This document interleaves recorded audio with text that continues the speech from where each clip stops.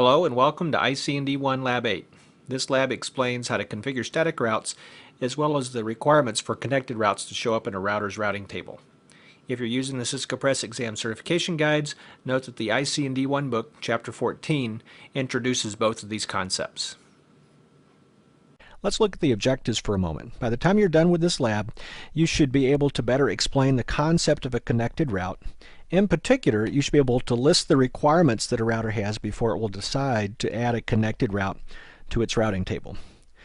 You should also know a lot more about the IP route command, which a router uses to configure static routes. In particular, you'll be able to better configure it using both the next hop IP address option as well as the outgoing interface option. It's just two different styles of configuring a static route. Now along the way, the video will describe the parts of an individual route, in particular the output that you see in the show IP route command. Now let's take a look at the scenario for this lab. There'll be three main steps. At the first step, the router has no dynamic routing protocol and no static routes, so it only has connected routes. Then at step 2, we're going to add a static route so that packets can be routed left to right through a sample network. And then at step 3, we'll see how to configure static routes so that packets can be routed right to left through the network. Now if we take a look at the topology for a moment, it's pretty simple. It's only two routers with three subnets. Each of the subnets uses a /24 mask just to keep the subnetting math easy. So we end up with three subnets. The LAN subnet on the left, which is subnet 11 if you will. The serial link subnet in the middle, which is subnet 112, focusing there on the third octet again. And then on the far right LAN, we've got subnet number 12 on the right. So let's begin by examining connected routes. For any router to add a connected route to its routing table, the router must have an interface with an IP address configured, and that interface must be in an up and up state. Each router interface has a state that's described by two words. If both of those words are up, it means that that interface can send and receive packets. So once the interface has an IP address and it's up and working, then the router adds a route for that connected subnet. For instance, here on router 1, notice it's got a subnet on the left on its LAN, subnet 172.22.11.0, or subnet 11 for short. So as soon as that interface is up, after being configured with the IP address shown there, R1 adds a connected route for subnet 11 and lists that off its FA00 interface, as you see there in the routing table. Then once R1's serial interface comes up, after having been configured with an IP address as well, R1 will add a connected route for the 112 subnet, as you see there in the second entry in R1's routing table. Similarly, R2 will add two connected routes as well. When R2's serial interface comes up, after it's been configured with its IP address, R2 will end up with a route to subnet 112, the first entry in its routing table that you see there. And then once R2's LAN interface comes up, R2 will add a connected route for that subnet, namely subnet 12, and show that it's listed off of interface FA00. Next, let's take a look at the connected routes on the routers. By looking at the output of the show running config command and scrolling down to the interface area, you'll see four interfaces, two LAN interfaces and two serial interfaces. Notice here that FA00 does indeed have an IP address configured, so there may be a connected route added on router 1 for that interface. FA01 though does not have an IP address configured, so there'll be no connected route associated with this interface. Then on the two serial interfaces, note here that both of the serial interfaces do indeed have an IP address configured. However, down here on serial 011, it has the IP address, but there's also a shutdown command configured on it, meaning that of course the interface won't be up. So we see three of the four interfaces have IP addresses, but only two of them are going to end up in an up and up state, as noted here in the output of the show IP interface brief command. Notice all four interfaces, the two fast Ethernet interfaces and the two serial interfaces, they're all listed. But if you look at the two right-hand columns, notice that the status and protocol are up and up on only two of the interfaces. In other words, only two of the interfaces have an interface status of up and up, namely FA00 and serial 010. So only two interfaces meet the requirements for adding a connected route. Now if we take a look at the IP routing table, because only two interfaces were both up and up, as well as having an IP address configured, there's only two connected routes here on router 1. Notice here in the legend at the top of the show IP route command output, there's a letter C meaning connected, And if you look at each of the two routes at the bottom of the output, you'll notice a C in the left-hand column, indeed meaning they are connected routes. Notice the actual subnets themselves are subnet 11 as the first route and subnet 112 as the second route. Just to be complete, let's switch over to router 2. Here on router 2, the output of the show IP interface brief command shows there are 4 interfaces, but notice that 2 of them are administratively down.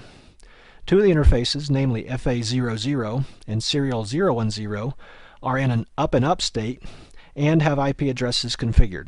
So we'll have 2 interfaces that meet the requirements for having their connected subnets added as connected routes to the routing table.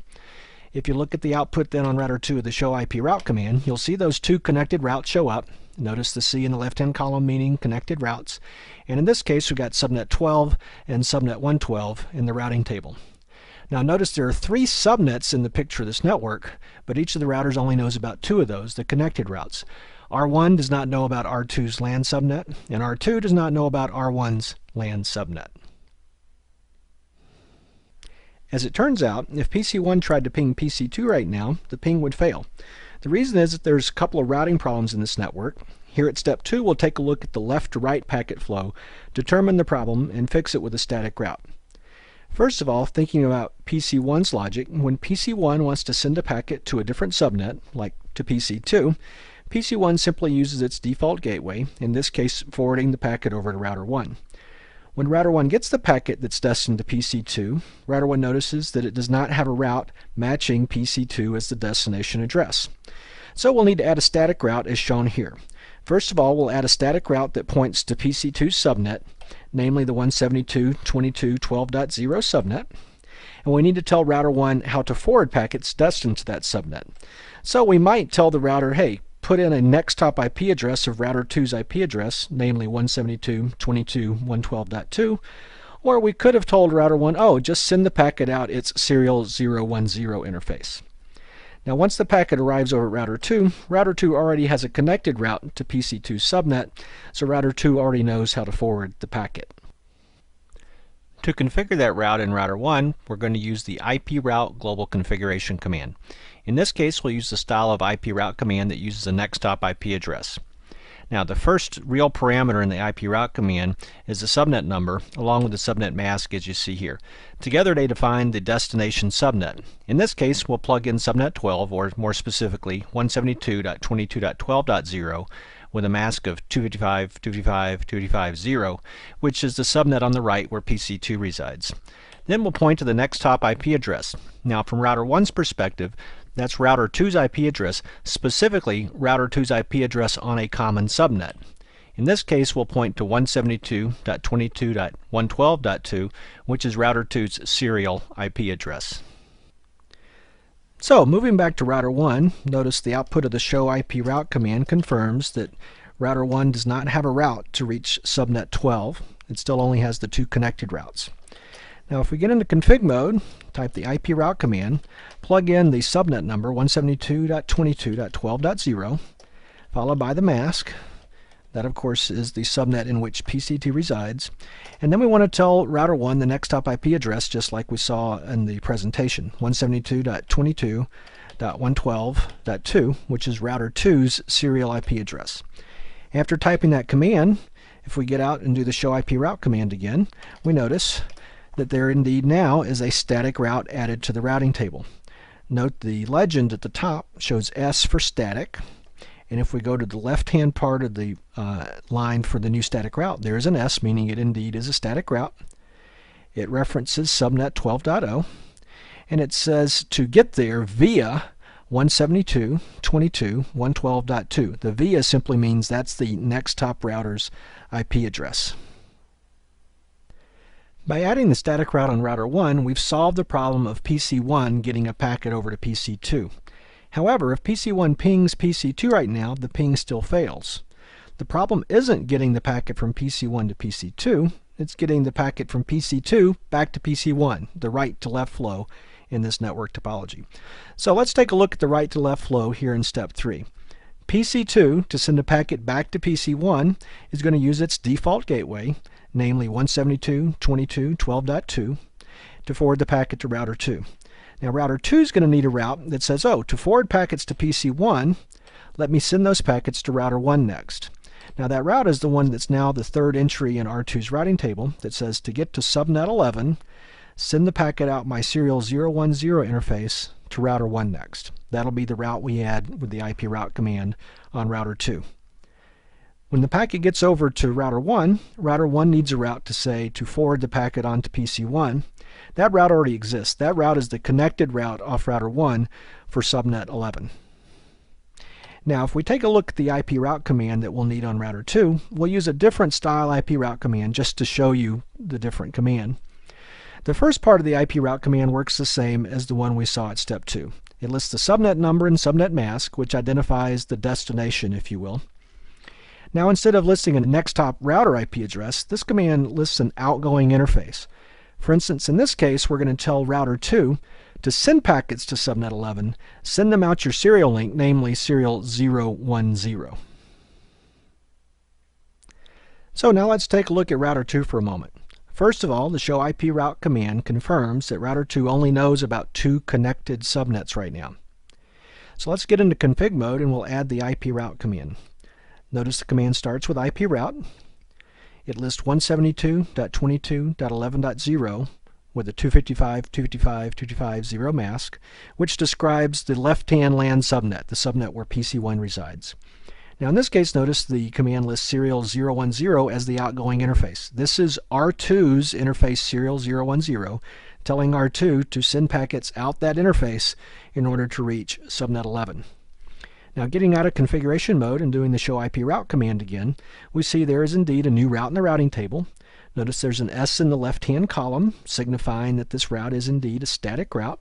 Notice it does list subnet 11 there as that static route. Now the output does differ slightly from what we saw on router 1 just a moment ago. Notice instead of a via followed by an IP address, it simply lists the outgoing interface, namely serial 010.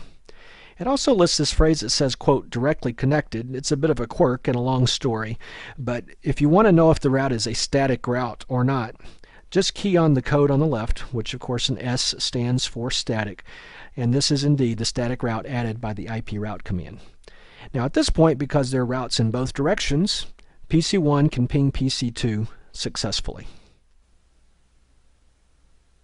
By viewing this video, you should be better able to explain the concept of a connected route and list the 2 requirements that a router has before it will add a connected route to its routing table.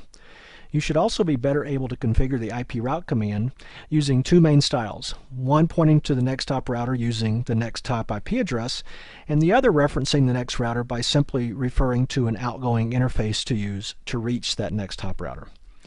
Along the way, you should have learned a lot about the components of a route in an IP routing table, so you should be better able to describe what's in a route, particularly what's in the output of the show IP route command.